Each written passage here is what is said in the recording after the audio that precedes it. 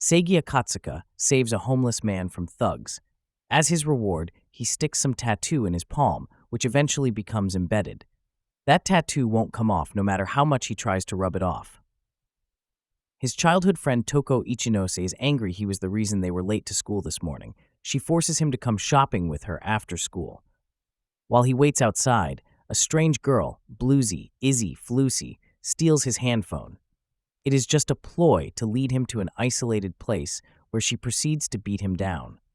Then she apologizes for going too far, as she was just merely testing him. She is impressed he could stand his ground without using his tattoo.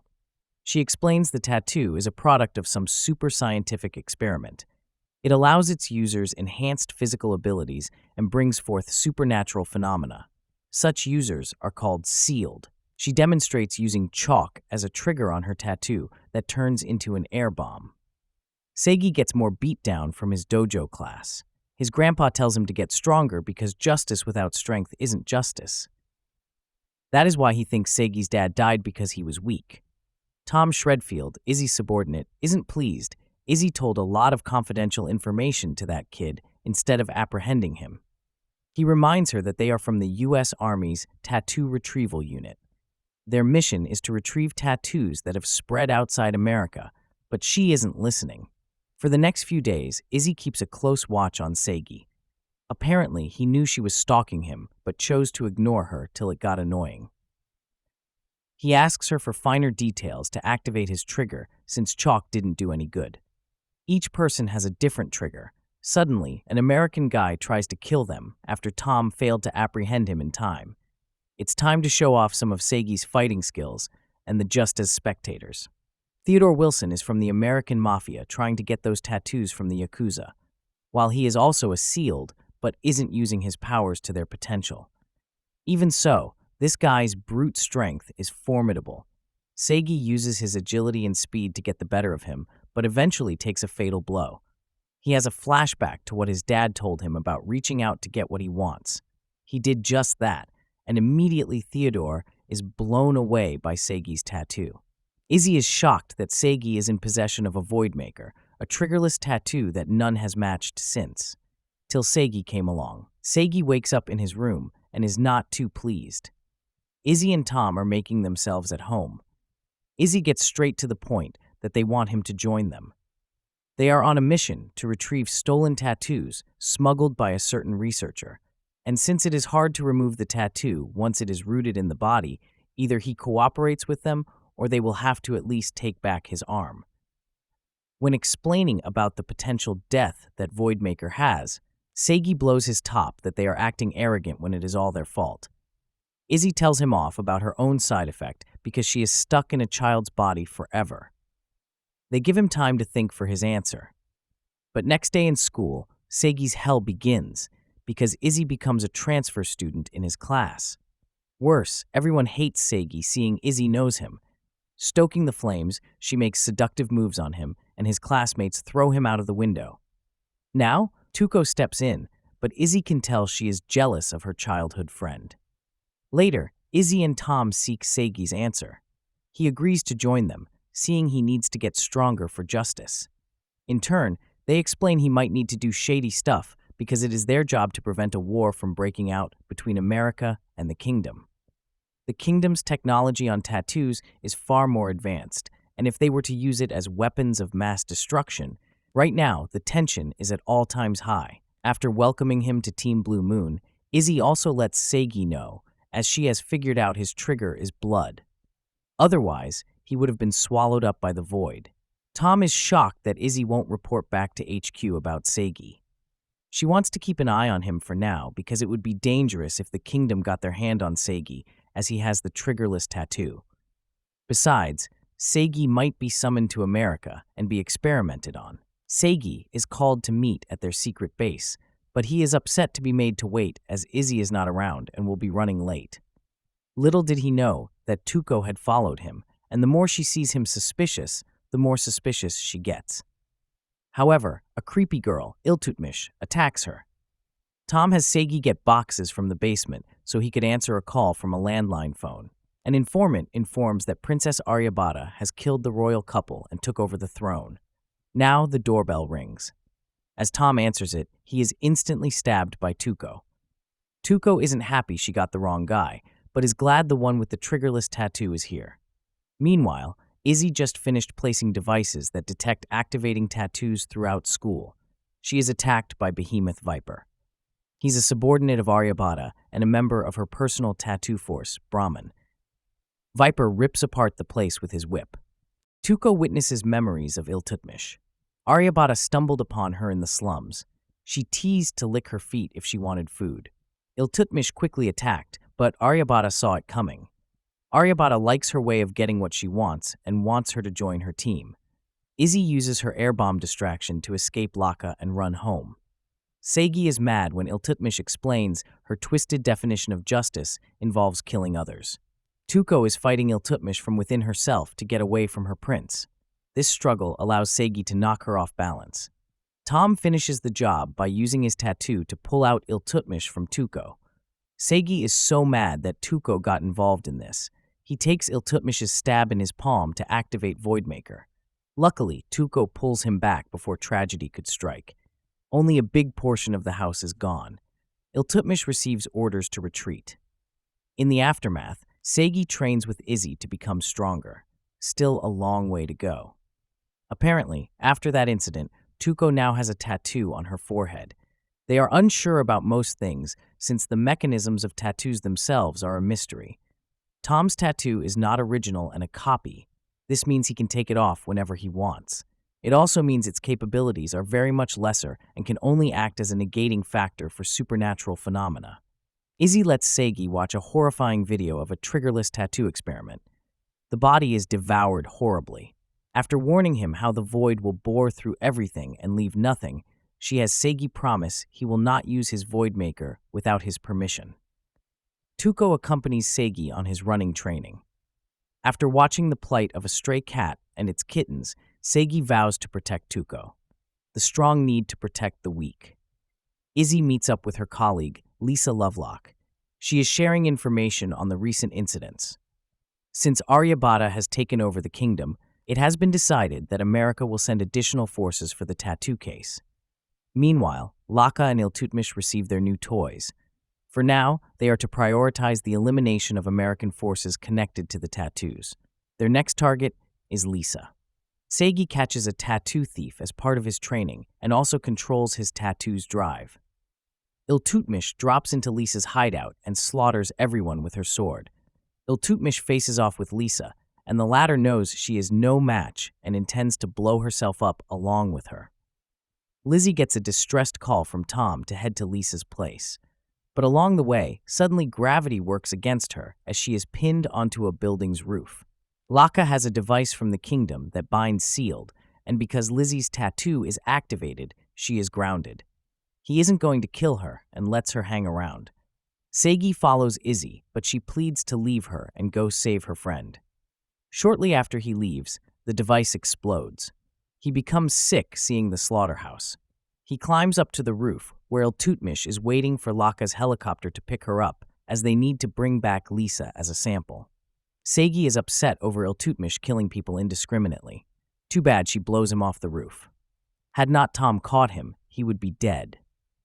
When Segi returns to Tuco, the gore of that place still sickens him, and his failure to beat Iltutmish took out his frustrations on her. Izzy and Tom investigate Lisa's place. She finds her handphone and a newly recorded message about Lisa being transported to the kingdom. She wants Tom to call for reinforcements while she is going to settle this and get her revenge. Izzy calls Segi and Tuco to the hideout, but locks them there with Tom as she heads out alone. Segi complains, but Tom tells him off. He shouldn't trample on Izzy's goodwill. His Voidmaker is still unknown to their superiors, and if they find out, Segi will be shipped to America whether he likes it or not. Izzy, by doing so, is clearly breaching military protocol. As for Tuco, since she got the tattoo from Iltutmish, they are unsure what it can do.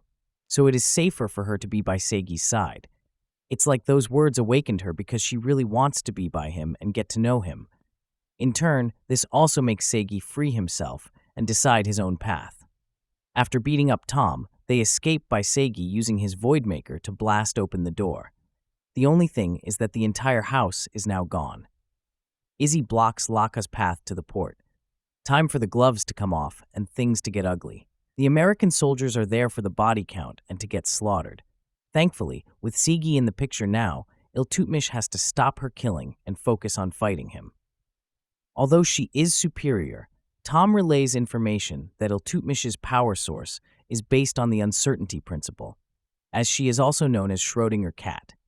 As long as there is no observer, she cannot return to her indistinct self to normal. All Sigi needs to do is close his eyes. However, there is Tuco on the field too, so this negates everything.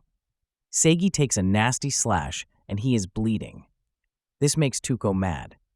Her will to protect Segi activates her tattoo and gives her boosting powers that pin down Iltutmish. Segi hears a voice telling him to use the void to negate. He'll use it all right to protect Tuco. Once he destroys the ground and gives Iltutmish a knockout punch, it might seem he is going to kill to negate her. However, Iltutmish's stray pet cat gets in the way. What Segi wanted to negate wasn't her, but just her words. Before he can rest, Aryabhata pops up and gives him a kiss. Iltutmish can't accept that and purifies her with her multiple kisses. Aryabhata praises Segi for being able to use Voidmaker because had he not been able to control it, it would have swallowed up the girls. She finds him with potential and wants to use him. But for now, she is here to pick up her subordinates and retreat. We return to Izzy's fight with Laka. Since he manipulates things with weight, she uses shockwaves to attack him mercilessly. She falls for his gravity device trap again.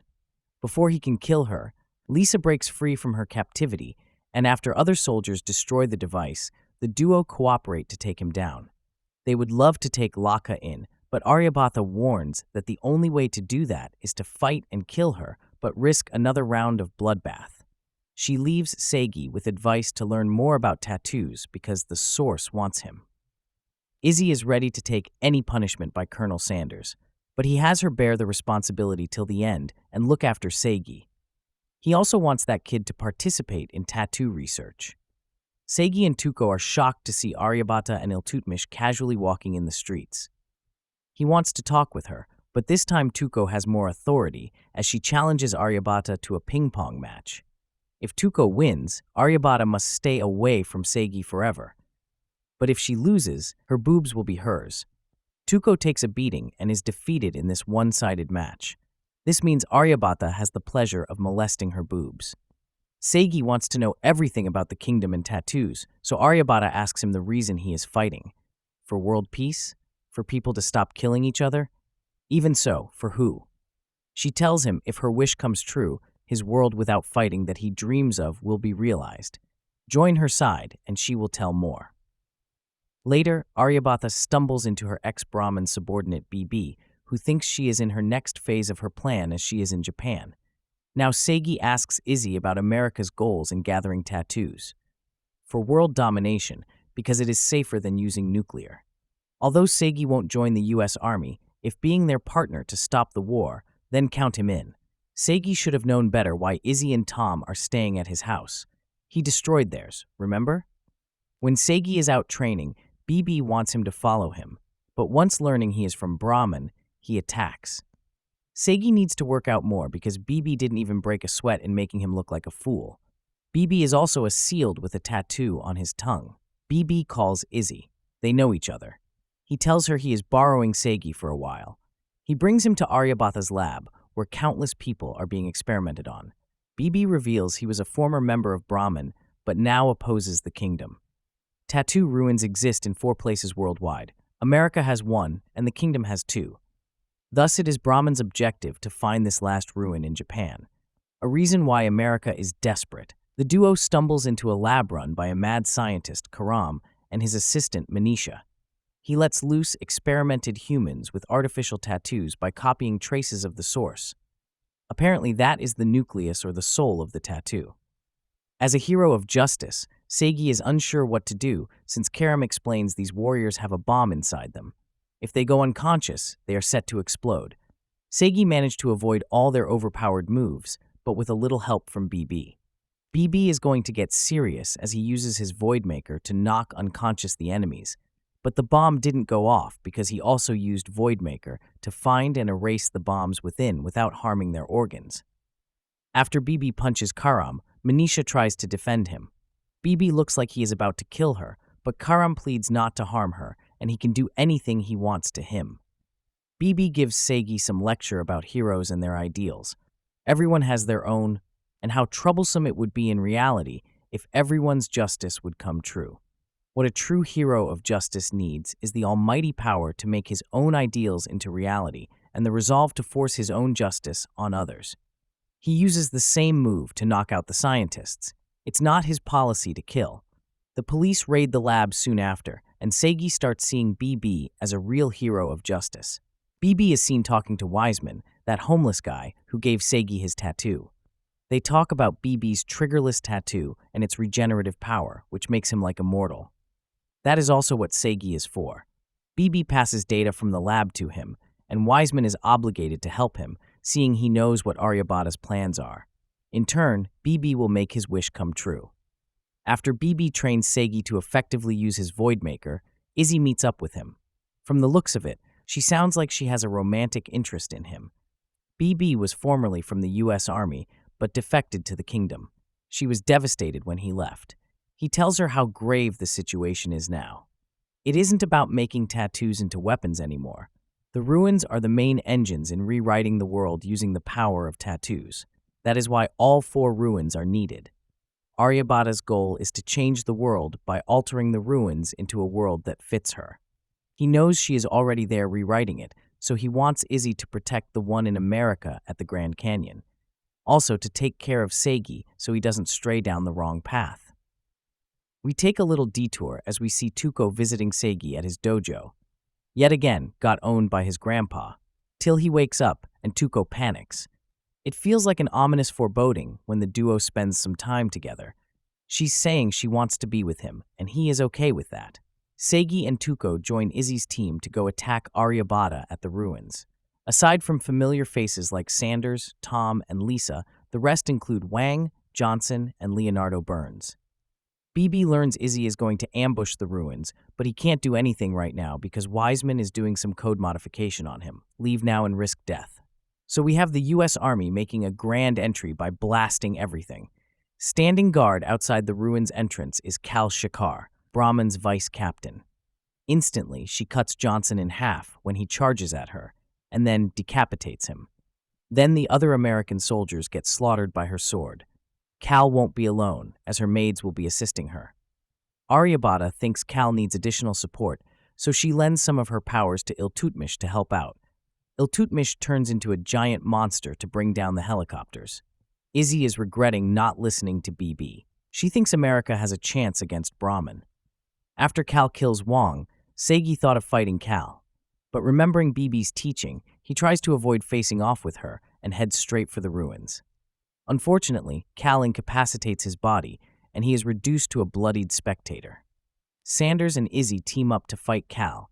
At first, they were doing great, but Kal unleashes a special move that cuts off Sanders' limbs and greatly wounds Izzy.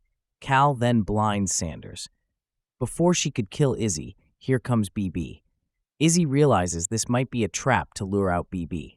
Aryabhata has just finished her rewriting and has a maid pick up the scattered tattoos. Outside, she confronts Segi, and they argue about their different views on justice. He might view her justice of rewriting the world as just suiting her purpose, but what does that make of Segi's? Aryabhata wants Segi's key and reveals she was the one who leaked info about this place to the U.S. Army. She knows they would bring an army of sealed here, and one of them would be Izzy. Because Izzy and BB had romantic liaisons when they were together in the Force, she is easy bait to lure him here. Once BB exhausts all her energy and is devoured by the collective source, she will then take that into herself and obtain her second key. She then tortures Segi by stabbing spikes all over his body to make him fall into despair and hate over his powerlessness. Kal wants BB to fulfill his role as a key. Suddenly, BB mentions that he knows Kal is in love with him. She flusters and denies, but as BB makes her admit it, he loves it off because his heart belongs to only Izzy. He is not going to let anybody have a shred of it. If this is his plan to work her up, it's working. Lisa finds Sanders bleeding too much, so she has Burns take over command. He has everyone retreat and leaves Tuco in Tom's care. But since he is weak, Tuco ditches him to go find Seigi. Speaking of him, he can't activate his Voidmaker because Aryabhata is overriding it. Lisa and Burns team up to take down Iltutmish, but Burns ends up sacrificing himself to keep Lisa alive. Izzy tries to snipe Aryabhata, but nothing penetrates her barrier. She is then restrained. Then they are forced to hear Aryabhata's reasoning that humans will never stop fighting as long as they exist, so the best way is to rebuild it from scratch. Seigi realizes she is trying to play God and kill everyone else. BB continues his epic clash with Cal. Because of nanomachines in his body, even though his limbs are cut apart, he can still put them back together. Each time they use a trump card that seemingly is supposed to take the other out, but it's not because they somehow pull off something that makes them still standing. Then Cal is going to really finish BB off when Seigi prays hard to his source and breaks free from his predicament. It allows BB to win over Cal, but now he wants Seigi to finish him off. But since he won't do it, as BB forces Seigi's source to devour him. Aryabhata won't let that happen, but she has to take care of Sanders and others who are distracting her. Once Seigi's source devours BB, Seigi now possesses both tattoos of BB and Cal. But ultimate despair is to come for Seigi. Tuco happily rushes towards him when Iltutmish devours her. Aryabhata predicts Seigi will make his way back to her, and the only reason he is carrying on is a revenge story. She'll be waiting with excitement. Back in town, Seigi wallows in despair when Wiseman pops up before him to explain about Sealed and their sealed fate with the ruins. You get to use their power, but in exchange, you are assimilated into it till it corrodes you. However, Iltutmish was able to disregard all that because she had help from Aryabhata's rewriting. When a sealed exhausts his soul, the source overtakes him, or he becomes invalid. A fate that BB wanted to avoid, and the reason he wanted Seigi to devour him. He entrusted the future to him. Wiseman wants to atone for getting Seigi involved in this, but Izzy points a gun at him and will punish him. Seems she lost her left arm. He is confident she won't hand him over to the U.S. Army because he has inherited BB's wish. As the one who supported BB in Japan, he wants both of them to help him out to carry out BB's goal of eliminating tattoos from the world. And there's some explanation of what the source is, and all I understand is that due to some high evolutionary process of the brain and soul, the tattoos were responsible for that and eventually took a will of their own. Seigi becomes mad when Wiseman needs him to mature because if he does so, will that bring the dead back to life? Since a fragment of BB's soul is inside him, a chance for Wiseman to let him have a peek into BB's past. As a test of BB's worthiness, he engages in combat with Cal and successfully maintains his position. As Aryabhata views him as useful, Brahman's captain, Ajita welcomes him aboard. He also meets fellow Brahman Varma. Shortly after, Aryabhata gives him a triggerless tattoo and warns of his betrayal. He's also told to stay away from a place within the compound called Samsara. As expected, he decides to check it out. He realizes that Varma is also a spy for the king to keep an eye on the princess. Varma is also the king's lover. Samsara seems to be a tattoo research center that Aryabhata took over recently. They are attacked by its guardian, the blind and deaf Ganesha. BB barely escaped with his life and only regenerated because of his tattoo. When Varma introduces BB to the king and that they can work together, BB has his suspicions about the king. It is that he doesn't swing that way too, but also he knows Aryabhata is not his real daughter. His nonchalant attitude makes it even more suspicious because she is the one who will inherit the throne, and he is doing nothing to stop her schemes. It's like he feels some sort of guilt towards her. BB and Cal are tasked to guard the first ruins. BB's policy doesn't make him kill the American soldiers, not because he was their former comrade. But Cal shows no mercy and kills them all. As time passes, Aryabhata is getting closer to acting, so BB and Varma need to act now. They try infiltrating Samsara again and cooperate to defeat Ganesha. Using Voidmaker, BB and Varma head to the deepest section of Samsara, only to find a girl's playroom. Kujuli, Aryabhata's sister, even knows they are spies and welcomes them as she shows them around. She shows them a cloning room. BB thought everyone was a clone of Aryabhata, but Kujuli somewhat disagrees, as they are all sisters. 35 years ago, the problem was that the interface to rewrite it was at an unreachable place. When the ruins were first discovered, the king realized the potential of the ruins and tried to rewrite the world. The problem was the interface to rewrite it was at an unreachable place. That is why the sisters were created. All sisters living here are failures of Aryabhata, and their only existence is only confined to samsara. Kujuli is telling them this because a part of her wants them to stop Aryabhata, though there are some sisters who are very supportive of her. With security alerted, Bibi has downloaded what he needs, and they run. Aryabhata orders her team to not let Bibi escape the country.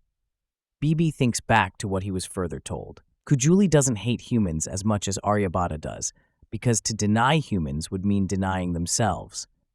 Aryabhata's revenge against the king is just a process for her to rewrite the world, including humans. It is revealed the sisters were created via human experiment. They are descendants of the tattoo creators. Everyone was experimented on while still alive. Men had their sperm samples taken, and women were forcefully impregnated. Just to create Aryabhata, the king wiped out the entire clan of 3,000 people. That's why Aryabhata feels she is a demon. Bibi brings back Varma's dead body to the king and asks if he is happy now. The king expected Aryabhata to hate her, but didn't realize the issue was this trivial. He views his mistake as not seeing her as a tool, but loving her as a daughter. As a result, he gave her the power and reason to overthrow him. Bibi is not happy. He is going to ignore Varma's wish, and his lover fought hard enough to keep him alive. The king thinks it is already too late. He lets Bibi escape via a secret underground train in hopes he could expose Aryabhata's scheme and save this nation. Brahman relentlessly attacks Bibi while he makes his escape. Bibi thinks back over Varma's last words that include, "Nothing will happen if one doesn't take action, and the weak will always remain weak." That is why they need to entrust their hopes to others. He sees Bibi as his hero. Segi is still feeling hopeless, even seeing the truth. So Bibi had to tell him to help him so that he can still fight, because now he entrusts his hand, which is his future, into his. It has been a year since. Segi has matured physically. With Izzy, they are hiding in a secret base in the mountains. Then, the kingdom discovers it and leaves a video letter. While it might seem infuriating, Aryabhata is flaunting her bikini on a private beach in America. She claims she is here for archaeological work and wants Segi to meet up and help. Or else, who knows what will happen to Lisa, who was captured by them. Segi wants to go for revenge, but Wiseman can't have him die like that. Because even if Aryabhata activates the ruins in the Grand Canyon, she still needs Segi's key. When that happens, Wiseman's plan is to plant a virus in Segi, and this will be used to destroy the ruins system. For now, he has to keep running away. To put it bluntly, Bibi would have wanted that. However, Izzy threatens him because Bibi would have wanted to save Lisa too. She promises to bring Segi back, even if it costs her own life. Tom and Sua Tamaki agree to back Izzy. Before the leave for America, Tamaki sees his cosplay fiancée, Yumi. He promises to marry her when he gets back, but she is worried this only raises his death flag. At the Grand Canyon, the American army protecting it can't distinguish friend from foe, so they're just shooting at any intruders. Segi and Ko see Laka and Aisha mercilessly kill the troops, but they have to restrain themselves for revenge. They split up to complete their objectives. While Tamaki faces off with Aisha, Izzy is shocked that she has to fight Lisa, who is brainwashed. Laka is the one responsible for guiding her as he brags about it. Aryabhata attacks Sanders' command center to steal something. Segi uses his Voidmaker to drop straight down to the ruins, but first he has to face off with Cal. Although she might have lost her sealed ability, she has honed her physical skills. Izzy is cornered by Laka and Lisa. Thank goodness her old comrades come to her rescue. Too bad they died when they tried to take on Laka. Izzy gives Lisa a good punch, and this knocks out Iltutmish, possessing her. Then she shoots a special venomous bullet into Laka and pays back by kicking him in the nuts. Aisha acknowledges her loss to Tamaki, but she tells him if he wants to really defeat her, he must come die with her in her bed of spikes. Izzy throws Laka towards Aisha, and they both die together. Segi asks Cal about supporting an idea to become God. She tells him the truth that once Aryabhata activates all 4 keys, she and all her sisters will fuse. This means Aryabhata will lose her own personality. This unified spiritual body will rewrite itself as it will rid the limits of the human species. If one truly wishes to be omnipotent, the human framework is only a hindrance. Both get ready to pull off their final strike. Seigi has BB covering his back. Seigi got a little advantage since Cal hesitated when she saw visions of BB, allowing Seigi to deal the final blow. It's all about revenge for Tuko and about getting over the hate for himself for being too weak to protect her.